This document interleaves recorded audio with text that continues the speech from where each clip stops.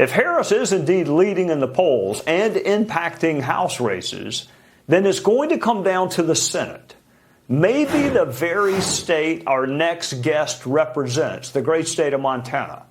So let's welcome Senator Steve Daines from the great state of Montana. West Virginia looks like a GOP pickup, but the GOP is going to need one more, which could be Montana, Ohio, Nevada, Arizona, Pennsylvania, Maryland. Which state is most likely to switch as we sit here tonight? Well, Trey, I agree with you 100%. The Senate is so critical. It is the firewall for this country. Because remember, the Senate uniquely has responsibilities for personnel. We decide who's on the Supreme Court, who the cabinet officials are going to be. So we need that 51st seat to make sure we've got a Republican majority in the United States Senate. And as you mentioned, West Virginia is over. Governor Jim Justice will be the next senator from West Virginia. Now I think you look at Montana and you look at Ohio. These are two red states where every single statewide elected official is a Republican, except for Jon Tester in Montana and Sherrod Brown in Ohio. And in both of those states, in Montana, President Trump will win by about 20 points. He's going to win Ohio by about 8 to 10 points. So that puts Tim Sheehy in Montana in a very strong position to win that Senate race, and Bernie Moreno in Ohio to win that Senate race.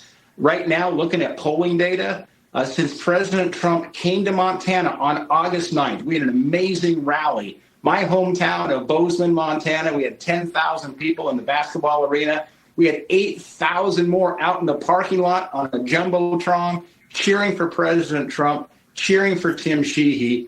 And since that rally, we've seen Tim Sheehy now move up in the polls. He's consistently polling about 3 to 5 points ahead of Jon Tester. I'll tell you why he's polling strong. It's not just because of what President Trump did. This is a great American hero. 200 combat missions as a Navy SEAL, a graduate of the Naval Academy. His wife is also a graduate of the Naval Academy, a U.S. Marine. They served in Afghanistan together. He's got a Purple Heart, a Bronze Star, and Montana has the second highest per capita population of veterans. He's a great business leader as well. That's why Tim Sheehy is positioned to be that 51st seat to make sure we control the majority for the Republicans in the U.S. Senate. All right, let me ask you about Ohio, because I'm sure our viewers are wondering how Donald Trump can win Ohio overwhelmingly, how J.D. Vance can be from Ohio and on the ticket, and yet Sherrod Brown is the other senator, because Sherrod Brown is not a moderate. He is a full-fledged liberal. He is not Joe Manchin. He is a full-fledged liberal. So how does the same state produce J.D. Vance and Sherrod Brown? Well, Trey, I could not agree more with your assessment. And this is because of money. The Democrats are pouring so much money into a state like Ohio and Montana to cover up their very liberal positions, the liberal votes they have taken. Remember, Kamala Harris has cast more tie-breaking votes than any other vice president in our nation's history, 33. And that includes the massive multi-trillion-dollar stimulus packages, the so-called Inflation Reduction Act, borrowed money, inflationary. And remember that Sherrod Brown and Jon Tester have voted with Kamala Harris 100% of the time. And by the way, if you like San Francisco politics, Trey, you're going to love Kamala Harris. She is truly, I served with her. She is truly a far left progressive, ranked the most liberal U.S. senator when I served with her before she became vice president. And so key here is going to be resources in Ohio.